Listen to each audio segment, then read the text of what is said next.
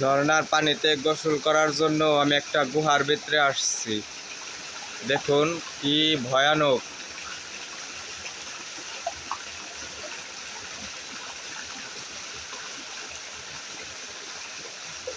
আসলে আমার একটু ভয় লাগতেছে, কারণ আমি পাহাড়ের উপর থেকে অনেক নিচে চলে আসছি।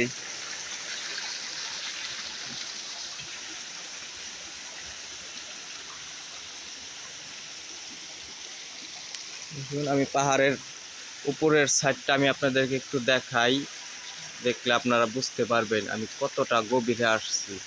ওই যে দেখুন,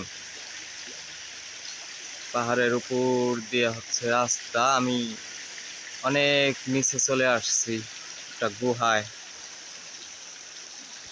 জায়গাটা আসলে অনেক ভয়ানক।